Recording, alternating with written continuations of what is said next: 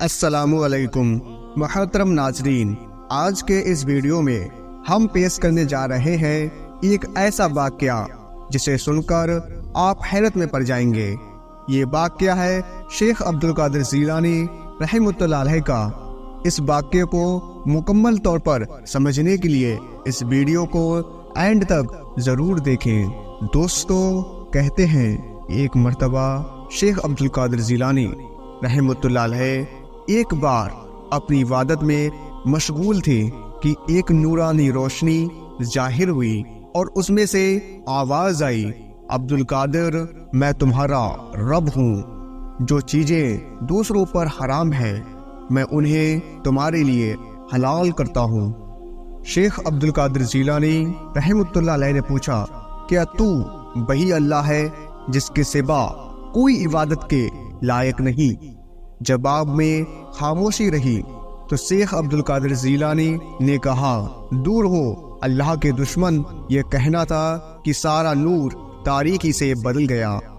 اور ایک بار پھر آواز آئی، عبدالقادر، تم نے اپنے علم اور دین کی سمجھ کی بنا پر آج بچ گئے، ورنہ اس طرح میں نے ہزاروں عبادت گزاروں کو گمراہ کیا ہے۔ شیخ عبدالقادر جیلانی رحمۃ اللہ علیہ نے کہا، اے مردود شیطان، میں اپنے علم کی بنا پر نہیں بچا، بلکہ میں اپنے اللہ کی مہربانی کی وجہ سے بچا ہوں۔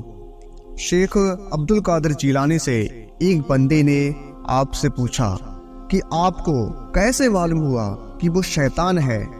آپ رحمۃ اللہ علیہ نے اس بندے سے فرمایا کہ جب اس نے کہا کہ دوسروں پر جو چیزیں حرام ہیں میں آپ کے لیے ان کو حلال کرتا ہوں تو مجھے یقین ہو گیا کہ یہ شیطان مردود ہی ہے، کیونکہ یہ بات طے شدہ ہے کہ میرے پیارے آقا صلی اللہ تعالی علیہ وسلم کی شریعت نہ اب منسوخ ہو سکتی ہے اور نہ ہی اس میں کوئی تبدیلی آ سکتی ہے۔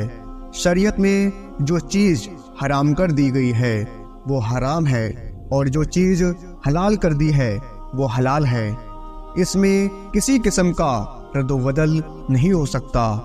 دوسری بات، میں نے اس سے پوچھا کہ تو وہی اللہ ہے جس کے سوا کوئی عبادت کے لائق نہیں، تو وہ جواب نہیں دے سکا، کیونکہ شیطان اللہ ہونے کا دعویٰ تو کر سکتا ہے لیکن یہ دعویٰ وہ ہرگز نہیں کر سکتا کہ وہی اللہ ہے جس کے سوا کوئی عبادت کے لائق نہیں۔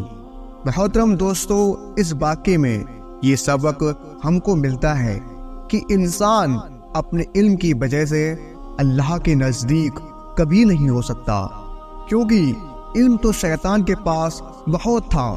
انسان صرف اور صرف پرہیزگاری کی بنا پر اپنے اللہ کے قریب ہوتا ہے۔ اور دوسری بات یہ ہے کہ عبادت وہی ہے کہ جس میں انسان کا دل نرم ہو جائے، اور جس عبادت کے کرنے سے انسان میں تکبر آ جائے اس عبادت کا کوئی فائدہ نہیں۔ رسول اللہ صلی اللہ تعالی علیہ وسلم نے ارشاد فرمایا، اللہ کے نزدیک وہی سب سے بہتر ہے جو تقوی میں سب سے بہتر ہے۔